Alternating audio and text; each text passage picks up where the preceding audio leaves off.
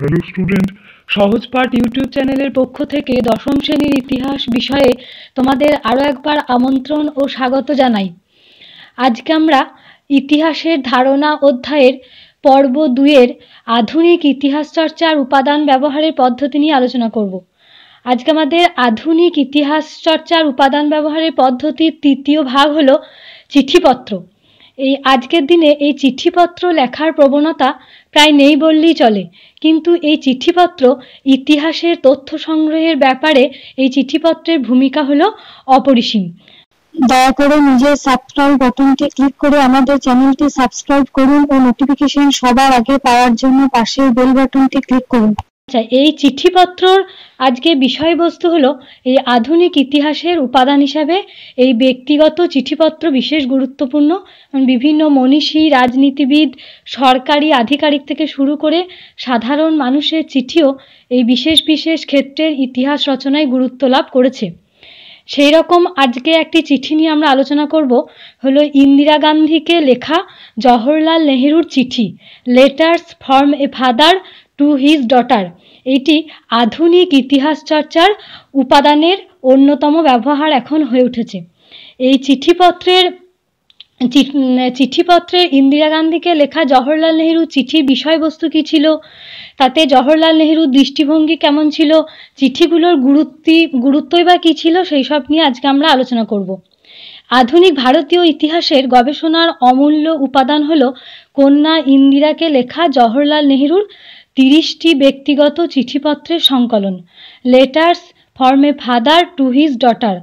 জাতীয় আন্দোলনের এক উত্তাল সময় পর্বে সাইমন কমিশন বিরোধী আন্দোলন সহ একাধিক আন্দোলনের ব্যস্ততার মধ্যে জওহরলাল নেহেরু এলাহাবাদের পৈতৃক বাড়ি থেকে মুসৌরিতে থাকার সময় মেয়ে ইন্দিরাকে এই চিঠিগুলি লিখেছিলেন 1928 খ্রিস্টাব্দে। ইন্দিরা তখন বয়স মাত্র 10 বছর। এই চিঠিতে জওহরলাল নেহেরুর দৃষ্টিভঙ্গি কেমন ছিল? পণ্ডিত নেহেরু তার কন্যাকে 30টি যে ছোট চিঠি লিখেছিলেন, যেগুলো বিশ্লেষণ করলে আমরা নেহেরুর ইতিহাস বোধ, রাষ্ট্র দর্শন, নৈতিকতা ইত্যাদি বিষয় সম্পর্কে অতি গুরুত্বপূর্ণ এক ধারণা পাওয়া যায়। এই চিঠিগুলোতে পৃথিবীর উৎপত্তি তত্ত্ব থেকে প্রাচীন সভ্যতার উন্মেষ বিষয়েও আলোচনা রয়েছে। এই চিঠিগুলো থেকে নেহেরুর আন্তর্জাতিক দৃষ্টিভঙ্গি সম্পর্কেও ধারণা লাভ করা যায়। এবার এই চিঠিগুলোর প্রধান বিষয় কী ছিল? চিঠিগুলোতে তিনি ইন্দিরাকে এক ধারাবাহিক ধারণা দেওয়ার চেষ্টা করেছেন। এতে তিনি পৃথিবীর উৎপত্তি, জীবজন্তুর আবির্ভাব, আদিম মানুষের জীবনযাত্রা, মানব সমাজের বিবর্তন ও উন্নয়ন সম্পর্কে সহজ সরল আলোচনা করেছেন। তিনি শিশুকন্যার মধ্যে ইতিহাস বোধ গড়ে তোলার জন্য আগুনের আবিষ্কার, ভাষা, লিপি, শিল্প, ব্যবসা বাণিজ্য, সমুদ্রযাত্রা প্রভৃতি বিষয়েও ধারণা দেওয়ার চেষ্টা করেছেন। ভারতের ইতিহাস বিষয়ে আর্যদের আগমন, রামায়ণ ও মহাভারতের ঘটনাসহ বিভিন্ন বিষয় নিয়েও তিনি এতে আলোচনা করেছেন। এবার এই চিঠিগুলোর গুরুত্ব কতখানি ছিল? 1 নম্বর হলো সভ্যতা সম্পর্কে ধারণা। জওহরলাল নেহেরুর লেখা চিঠিগুলো থেকে মানব সভ্যতার উৎপত্তি ও ক্রমবিকাশ সম্পর্কে সহজ সরল এক ধারণা পাওয়া যায়। তিনি চিঠিতে মানুষের ক্রমবিবর্তন, আগুনের আবিষ্কার, কৃষি, শিল্প, ব্যবসা বাণিজ্য, সমুদ্রযাত্রা প্রভৃতি বিষয় নিয়েও সাধারণ ধারণা দিয়েছেন। 2 নম্বর হলো জাতীয় বর্ণ প্রথা। নেহেরু বলেছেন, মানুষের মধ্যে জাতিগত শ্রেষ্ঠত্বের দাবিটা ঠিক নয়, কারণ বিভিন্ন পরিবেশ ও আবহাওয়ার কারণে মানুষের গায়ের রং বা বর্ণ নির্ধারিত হয়েছে। তাই বর্ণ শ্রেষ্ঠত্বের ধারণা সম্পূর্ণ ভুল ও অযৌক্তিক বলে তিনি মনে করেছেন। 3 নম্বর ধর্ম। জওহরলাল নেহেরুর মতে মানুষের মধ্যে ধর্মের উদ্ভব হয়েছে ভয় থেকে। ধর্মকে কেন্দ্র করে ভাষা, গোষ্ঠী বা সাম্প্রদায়িক হানাহানিও হয়, তবে ধর্মের মধ্যে অনেক ভালো দিকও রয়েছে বলে তিনি মনে করতেন। 4 নম্বর হলো ভৌগোলিক ধারণা। চিঠিতে নেহেরু ইন্দিরা গান্ধীকে লিখেছেন, ভারত হলো একটি বিশাল দেশ, তবে তা পৃথিবীর এক ক্ষুদ্র অংশ। অপরদিকে ইংল্যান্ডও একটি ছোট দেশ, ভারতের তুলনায় আয়তনেও অনেক ছোট, কিন্তু পৃথিবীর 1/4 হলো ইংল্যান্ডের অধীনস্থ। এই চিঠিপত্রের সবশেষে আমরা বলতে পারি যে এই চিঠির সংকলনটি জওহরলাল নেহেরু ও ইন্দিরা গান্ধীর মানসিকতা ও আদর্শ সম্পর্কে জানার এক গুরুত্বপূর্ণ উপাদান। শিশু শিক্ষার ক্ষেত্রেও তার গুরুত্ব অপরিসীম। জওহরলাল নেহেরু পরে বলেছিলেন, যারা এগুলো পড়বে তারা ধীরে ধীরে আমাদের এই পৃথিবীকে বিভিন্ন জাতি নিয়ে তৈরি একটি বৃহৎ পরিবার হিসাবে ভাবতে শুরু করবে। বিখ্যাত হিন্দি সাহিত্যিক মুন্সি প্রেমচাঁদ এই বইটি পিতা কে পত্র পুত্রী কে নামও শিরোনামে হিন্দিতে অনুবাদ করেন।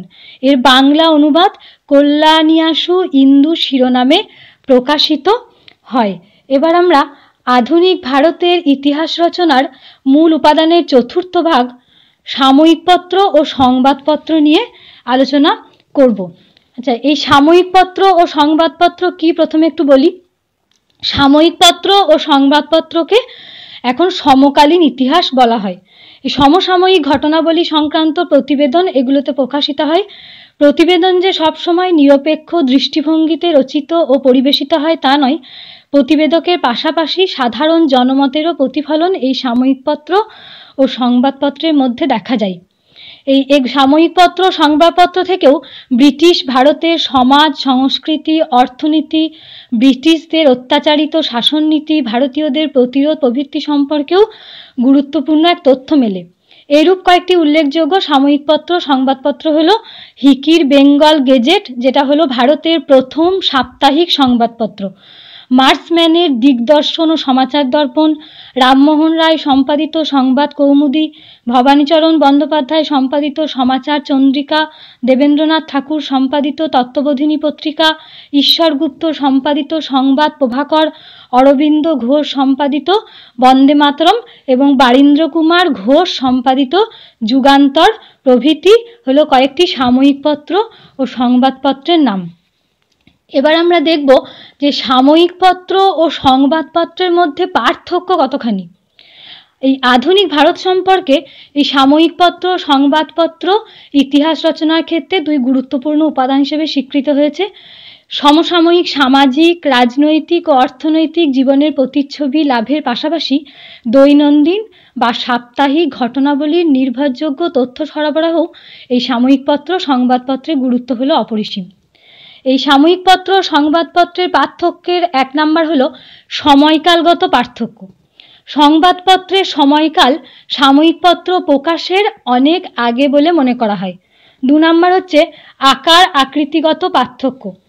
সংবাদপত্র ও সাময়িকপত্রের মধ্যে আকার আকৃতিগত বেশ কিছু পার্থক্য আমাদের চোখে পড়ে।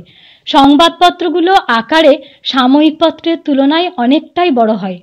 এর পৃষ্ঠাগুলো সাধারণত খোলাই থাকে, অন্যদিকে সাময়িকপত্রগুলোর আয়তন তুলনামূলকভাবে অনেক ছোট হয় এবং বহু ক্ষেত্রে তা বইয়ের মতো বাঁধাই করা থাকে। 3 নম্বর প্রকাশনার সময়কাল। সাময়িকপত্র প্রকাশনার নির্দিষ্ট সময়কাল থাকে, কখনো সাপ্তাহিক হিসাবে বা কখনো 1 মাস ব্যবধানেও তা প্রকাশিত হয়। কিন্তু সংবাদপত্র কি হয়, দৈনন্দিন জীবনের ঘটনাবলী তুলে ধরে, তাই এটি প্রতিদিন এমনকি দিনে 1-এর অধিকবারও প্রকাশিত হয়ে থাকে। 4 নাম্বার হলো বিষয়গত পার্থক্য। সংবাদপত্রগুলো থেকে সাধারণত আমরা দৈনন্দিন জীবনের ঘটনাবলী, সমাজের বিভিন্ন দিকের পুঙ্খানুপুঙ্খ বর্ণনা পেয়ে থাকি, সেখানে প্রতিটি বিষয়ই গুরুত্ব পায়। কিন্তু সাময়িকপত্র নির্দিষ্ট বিষয়কে কেন্দ্র করেও প্রকাশিত হতে থাকে। সেটি যেমন সমাজের বিশেষ কোনো দিকও হতে পারে, আবার ঐতিহাসিক গবেষণা সমৃদ্ধ কাজও হতে পারে। 5 নাম্বার হলো সংবাদ পরিবেশনায় গুরুত্বগত পার্থক্য। সংবাদপত্রগুলো প্রতিনিয়ত যে ঘটনাগুলো ঘটছে তা যথেষ্ট গুরুত্ব সহকারে পরিবেশন করলেও কোনো মৌলিক গবেষণাধর্মী কাজ বা প্রবন্ধ প্রকাশের ক্ষেত্রে বিশেষ গুরুত্ব প্রদান করে না। কিন্তু সাময়িকপত্রগুলো কি করে, সমসাময়িক সংবাদ পরিবেশন ছাড়াও গবেষণামূলক রচনা প্রকাশের উপরেও যথেষ্ট গুরুত্ব প্রদান করে। এবার আমরা দেখব যে সাময়িকপত্র ও সংবাদপত্রের গুরুত্ব কতখানি আধুনিক ইতিহাসের উপাদান হিসাবে। এই সাময়িকপত্র সংবাদপত্রের গুরুত্বগুলো হলো নিম্নরূপ। কিরকম? 1 নাম্বার সমকালীন ঐতিহাসিক তথ্য। সমকালীন ঐতিহাসিক তথ্য সম্পর্কে জানতে এই পত্রপত্রিকাগুলোর গুরুত্ব অনস্বীকার্য। সমকালীন সমাজ, অর্থনীতি, রাজনীতি, ধর্ম, সংস্কার আন্দোলন বিষয়ে গুরুত্বপূর্ণ তথ্যের যোগান দেয় এই সংবাদপত্র সাময়িকপত্রগুলো। 2 নম্বর হলো ব্রিটিশ সরকারের শোষণের কদর্য রূপ। 19 শতকে ভারতে ব্রিটিশ শাসনের অত্যাচারী ভাবমূর্তি বহিঃপ্রকাশ ঘটেছিল এই সংবাদপত্র সাময়িকপত্রগুলোতে। এ প্রসঙ্গে বঙ্কিম হরিশচন্দ্র মুখোপাধ্যায় সম্পাদিত হিন্দু প্যাট্রিয়ট পত্রিকার কথাও বলা যায়। বাংলার নীল চাষিদের উপর নীলকর সাহেবদের অমানুষিক অত্যাচার, দরিদ্র সাঁওতালদের উপর ইংরেজদের উৎপীড়ন এই পত্রিকায় তুলে ধরা হয়েছে। 3 নম্বর জাতীয়তাবাদী ধ্যান ধারণার বিকাশ। সংবাদপত্র ও সাময়িকপত্রগুলোতে ব্রিটিশ সরকারের জনবিরোধী নীতির বিরুদ্ধে ভারতীয়দের আন্দোলনের খবর প্রতিনিয়তই প্রকাশিত হতো। যেমন কি সোমপ্রকাশ পত্রিকা থেকে দেশীয় ভাষা সংবাদপত্র আইন বিরোধী, ইলবার্ট বিল সংক্রান্ত ভারতীয়দের আন্দোলন ইত্যাদি খবর প্রকাশিত হতো। এগুলো ভারতীয়দের মধ্যে ঐক্যবোধ ও জাতীয়তাবোধের বিস্তারে সহায়ক হয়ে উঠেছিল। 4 নম্বর হলো জনমত গঠন। জনমত গঠনেও সংবাদপত্র ও সাময়িকপত্রগুলো গুরুত্বপূর্ণ ভূমিকা পালন করে। এগুলোতে কি হয়, সমকালীন রাজনৈতিক আন্দোলন, সমাজ সংস্কার, সমাজের বিভিন্ন দিক সম্পর্কে মানুষের দৃষ্টিভঙ্গির প্রতিফলন ঘটত। এছাড়া সিপাহী বিদ্রোহ সম্পর্কে শিক্ষিত বাঙালির বিরূপ মনোভাব বা নীল বিদ্রোহ বিষয়ে মধ্যবিত্ত বাঙালির সমর্থন ও সহযোগিতা প্রভৃতি পরস্পর বিরোধী বিভিন্ন দিক সম্পর্কেও গুরুত্বপূর্ণ এক তথ্য পাওয়া যায়। এবার এইরকম দুটো সংবাদপত্র সাময়িকপত্র হলো বঙ্গদর্শন এবং এই সোমপ্রকাশ। এই আধুনিক ভারতে ইতিহাস চর্চার উপাদান হিসাবে বঙ্গদর্শনের কথায় আমরা প্রথমেই আসি। এই বঙ্গদর্শন পত্রিকাটি বঙ্কিমচন্দ্র চট্টোপাধ্যায় 1872 খ্রিস্টাব্দের 12 এপ্রিল প্রথম প্রকাশ করেছিলেন। এই বঙ্গদর্শন পত্রিকার কতগুলো গুরুত্ব আছে। 1 নম্বর হলো এই সমকালীন তথ্য। বঙ্গদর্শন পত্রিকা থেকে সমকালীন সমাজ, অর্থনীতি, রাজনীতি, শিক্ষা, ধর্ম, সংস্কার আন্দোলন প্রভৃতি বিষয়ে গুরুত্বপূর্ণ তথ্য পাওয়া যায়। এই পত্রিকা থেকে ব্রিটিশ সরকারের শাসন ও শোষণেরও পরিচয় পাওয়া যায়। 2 নম্বর বাঙালির স্বদেশ চেতনা। বঙ্গদর্শন পত্রিকা বাঙালি জাতির মধ্যে এক স্বদেশ চেতনার সঞ্চার করেছিল। এই পত্রিকায় বঙ্কিমচন্দ্রের লেখা বন্দে মাতরম সঙ্গীতটি প্রথম প্রকাশিত হয়, যা পরবর্তীকালে বাঙালি তথা ভারতীয় বিপ্লবী ও জাতীয়তাবাদী আন্দোলনের মূল মন্ত্রে পরিণত হয়েছিল। 3 নম্বর সমাজতান্ত্রিক ভাবধারার প্রসার। এই পত্রিকায় সাম্যসহ বিভিন্ন প্রবন্ধ প্রকাশিত হয়। এর ফলে বাঙালি সমাজে সমাজতান্ত্রিক ভাবধারার এক প্রসার ঘটে। 4 নম্বর বাঙালি সমাজের মেলবন্ধন। বঙ্গদর্শন পত্রিকা সমকালীন বাঙালি জাতির উচ্চশিক্ষিত সম্প্রদায়ের চিন্তাধারাকে তুলে ধরত, যা অগণিত সাধারণ পাঠক ও শ্রোতার সঙ্গে উচ্চশিক্ষিত ও সাধারণ বাঙালির ভাবধারার মেলবন্ধন ঘটত। এবার পরে আমরা আধুনিক ভারতের ইতিহাস রচনার উপাদান হিসেবে সেই রকম আর একটি পত্রিকা সোমপ্রকাশ পত্রিকার কথায় চলে আসি। দ্বারকানাথ বিদ্যাভূষণ সম্পাদিত সোমপ্রকাশ পত্রিকা থেকেও আধুনিক ভারতের ইতিহাসের বহু গুরুত্বপূর্ণ উপাদান আমরা পেয়ে থাকি। এই সোমপ্রকাশ পত্রিকাটি 1858 খ্রিস্টাব্দে প্রথম প্রকাশিত হয়। এর প্রথম সম্পাদক ছিলেন কলকাতা সংস্কৃত কলেজের অধ্যাপক দ্বারকানাথ বিদ্যাভূষণ। এই সোমপ্রকাশ পত্রিকারও কতগুলো গুরুত্ব আমাদের চোখে পড়ে। 1 নম্বর সমকালীন তথ্য। এখান থেকে শিক্ষা, ধর্ম, সমকালীন সমাজ, অর্থনীতি প্রভৃতি বিষয়ে গুরুত্বপূর্ণ তথ্য পাওয়া যায়। এই পত্রিকার মাধ্যমে ব্রিটিশ শাসন শোষণের কদর্য রূপের সঙ্গেও সাধারণ ভারতীয়রা পরিচিত হয়ে থাকে। 2 নম্বর বাঙালির সমাজ সংস্কার। সোমপ্রকাশ পত্রিকা সমকালীন বাঙালি সমাজের সংস্কার আন্দোলনে এক গুরুত্বপূর্ণ ভূমিকা পালন করেছিল। এই পত্রিকা বাঙালি সমাজে প্রচলিত বাল্যবিবাহ, বহুবিবাহ, পণপ্রথা প্রভৃতি বিষয়ের বিপক্ষে গুরুত্বপূর্ণ লেখা প্রকাশ করত। তৎকালীন সমাজে বিধবা বিবাহের প্রসারেও সোমপ্রকাশ জনমত গঠনে সচেষ্ট হয়েছিল। 3 নম্বর ব্রিটিশ বিরোধী আন্দোলন। সোমপ্রকাশ পত্রিকা ব্রিটিশ সরকারের জনবিরোধী নীতির বিরুদ্ধে ভারতীয়দের আন্দোলনের খবর গুরুত্ব সহকারে প্রকাশ করত। এই পত্রিকা থেকে দেশীয় ভাষা সংবাদপত্র বিরোধী আইন, ইলবার্ট বিল সহ ব্রিটিশ সরকারের বিরুদ্ধে ভারতীয়দের বিভিন্ন আন্দোলন সম্পর্কেও জানা যায়। 4 নম্বর হচ্ছে দেশীয় ভাষার সংবাদপত্রের অবস্থা। এই পত্রিকা থেকে সেই সময়কালে প্রকাশিত দেশীয় ভাষার সংবাদপত্র সম্পর্কেও ধারণা পাওয়া যায়। সোমপ্রকাশ ছিল দেশীয় ভাষায় প্রকাশিত একটি নির্ভীক সাপ্তাহিক পত্রিকা। এতে ব্রিটিশ সরকারের বিভিন্ন জনবিরোধী নীতির সমালোচনা করা হতো। এই জন্য এই পত্রিকাটি ব্রিটিশ সরকারের সংবাদপত্র আইনের কোপে পড়ে। সম্পাদককে মুচলেকা ও জরিমানা দিতে বলা হয়। সম্পাদক তা দিতে অস্বীকার করলে এই সোমপ্রকাশ পত্রিকাটিকে নিষিদ্ধ করে দেওয়া হয়। এবার এই বঙ্গদর্শন ও সোমপ্রকাশ পত্রিকা দুটোর মূল্যায়ন বা উপাদানগত মূল্য কেমন ছিল। প্রথমত বঙ্গদর্শন পত্রিকা 1872 খ্রিস্টাব্দে বঙ্কিমচন্দ্র প্রকাশ করেন। মূলত এই পত্রিকাটি সাহিত্যধর্মী হলেও সামাজিক, সাংস্কৃতিক ও জাতীয়তাবাদী আন্দোলনে পরিপূর্ণ ছিল। এই পত্রিকায় বঙ্কিমচন্দ্র তার বিষবৃক্ষ ও ইন্দিরা উপন্যাস ধারাবাহিকভাবে প্রকাশ করে গেছেন। সঞ্জীবচন্দ্র চট্টোপাধ্যায়, রবীন্দ্রনাথ ঠাকুর এবং হরপ্রসাদ শাস্ত্রী এই পত্রিকায় লিখতেন। এই পত্রিকায় বাংলা ভাষার রূপান্তর, বিবর্তন ও পরিপূর্ণতা লক্ষ্য করা যায়। জাতীয়তাবাদী ক্ষেত্রে হিন্দু জাগরণের ধারক ও বাহক ছিল এই পত্রিকা। এই পত্রিকায় প্রকাশিত বন্দে মাতরম সঙ্গীত বিপ্লবীদের মন্ত্রস্বরূপ হয়ে উঠেছিল। বিজ্ঞান বিষয়ক প্রবন্ধ প্রকাশ করে বঙ্গদর্শন পত্রিকা 19 শতকের বাংলার নবজাগরণের পথকে প্রশস্ত করেছিল। এই বঙ্গদর্শনের উপাদানগত মূল্য কেমন ছিল। বঙ্গদর্শন থেকে উপাদান সংগ্রহ করে সংবাদপত্র ও পত্রপত্রিকার বিবর্তনের দিকগুলোকে বোঝা যেতে পারত। বাংলা ভাষাতাত্ত্বিক বিবর্তন এবং সম্পাদক হিসাবে বঙ্কিমচন্দ্রের বিভিন্ন বিষয়ে মনোভাব ও দৃষ্টিভঙ্গি সম্পর্কেও জানা আমাদের সম্ভবপর হয়েছে।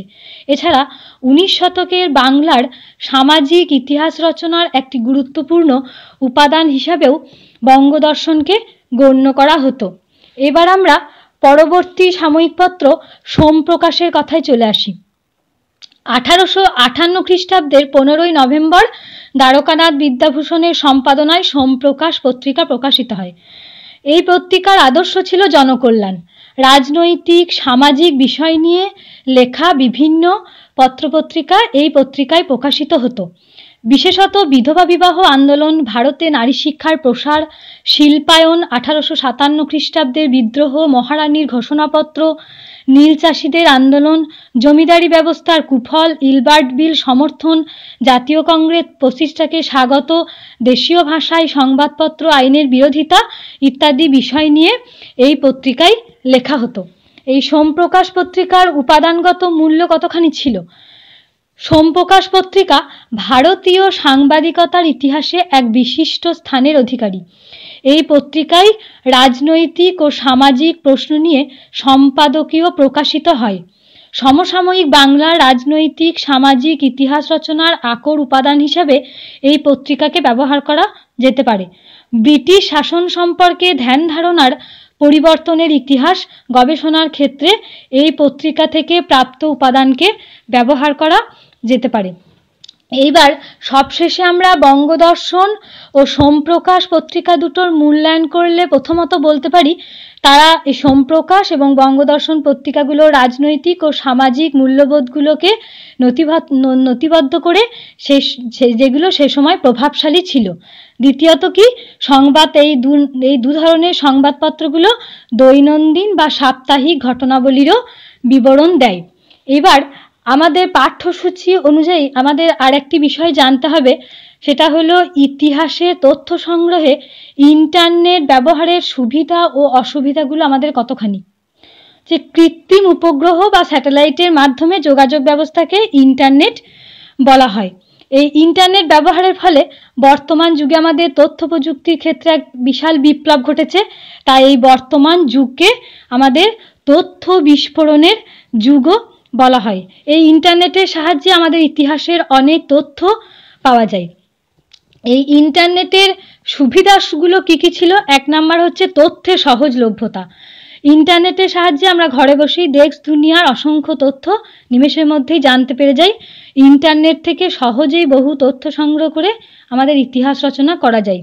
2 নাম্বার হচ্ছে সহজে মূল তথ্য ছবি সংগ্রহ, ইন্টারনেটের সাহায্যে বিভিন্ন বিষয়ের মূল তথ্য তার ছবি আমরা পেতে পারি, যার ফলে বিশেষ বিষয় সম্পর্কে সঠিক ইতিহাস রচনা করা আমাদের পক্ষে সম্ভব হয়। অনলাইন লাইব্রেরি বা আর্কাইভ থেকে আসল বই বা রিপোর্টের কপিও আমরা পেতে পারি। 3 নাম্বার কি, সময় সাশ্রয় হয়। বিভিন্ন জায়গায় নিয়ে বই বা অন্য উৎস থেকে তথ্য সংগ্রহ করা প্রচুর আমাদের সময় সাপেক্ষ, কিন্তু ইন্টারনেটের সাহায্যে অল্প সময়েই সেই সব প্রচুর তথ্য সংগ্রহ আমরা করতে পারি। 4 নাম্বার কি, আমাদের কম খরচে তথ্য সংগ্রহ করতে পারি। ইন্টারনেটের সাহায্যে আমরা কম খরচে অনেক বেশি তথ্য পেতে পারি। বই কিনে বা অন্যভাবে তথ্য সংগ্রহ করা আমাদের কাছে অনেক সময় ব্যয়বহুল হয়ে পড়ে। এই ইন্টারনেটের যেমন অনেক সুবিধা আছে, সেরকম আমাদের কতগুলো অসুবিধারও আমাদের সম্মুখীন হতে হয়। যেমন কি, প্রাপ্ত তথ্যের নির্ভরযোগ্যতার অভাব। ইন্টারনেটে প্রাপ্ত বিভিন্ন তথ্য কতটা নির্ভরযোগ্য বা বিশ্বাসযোগ্য তা যাচাই করা আমাদের কাছে অনেক সময় কঠিন হয়ে পড়ে। অনেকে নিজের মন গড়া বা বিকৃত তথ্য এতে সংযোজন করে থাকে। 2 নাম্বার হচ্ছে পরস্পর বিরোধী তথ্য। ইন্টারনেটের বিভিন্ন ওয়েবসাইটে একই বিষয়ে বিভিন্ন ধরনের ও পরস্পর বিরোধী তথ্য পাওয়া যায়, যে তথ্যগুলো ইতিহাস রচনায় অনেক সময় আমাদের বিভ্রান্তিরও সৃষ্টি করে। 3 নাম্বার, তথ্যের অসম্পূর্ণতা। অনেক ক্ষেত্রে ইন্টারনেটে প্রয়োজনীয় বিষয়ের উপর আংশিক তথ্য পাওয়া যায়, তাছাড়া সব বিষয়ের সঠিক তথ্য অনেক সময় পাওয়া যায় না। 4 নম্বর কি, যন্ত্র প্রযুক্তিগত অসুবিধা। ইন্টারনেট ব্যবহার করে তথ্য সংগ্রহ করার জন্য বিদ্যুৎ সহ বিভিন্ন যন্ত্র প্রযুক্তি সহায়তাও প্রয়োজন হয়, যা সবসময় সব জায়গায় সঠিকভাবে পাওয়া সম্ভব নয়। এই ইন্টারনেটের অসুবিধার সবশেষে আমরা বলি যে তথ্য সংগ্রহের ক্ষেত্রে তাও ইন্টারনেট আমাদের একটা অত্যাধুনিক প্রযুক্তি। এই ইতিহাসে তথ্য সংগ্রহে আমাদের ইন্টারনেট বিশেষভাবে সহায়ক হয়ে ওঠে। ইন্টারনেট থেকে তথ্য সংগ্রহ করে ইতিহাস রচনা করতে গেলে ইন্টারনেট থেকে প্রাপ্ত তথ্য যতটা সম্ভব মূল নথি বা উৎসের সঙ্গে আমাদের সব মিলিয়ে নেওয়া উচিত, তবেই আমাদের প্রকৃত ইতিহাস রচনা করা সম্ভব হবে। তাহলে স্টুডেন্ট, ধন্যবাদ। আজকে এই পর্যন্তই। আবার পরের অধ্যায় নিয়ে তোমাদের সঙ্গে পরবর্তী ভিডিওতে আলোচনা করব।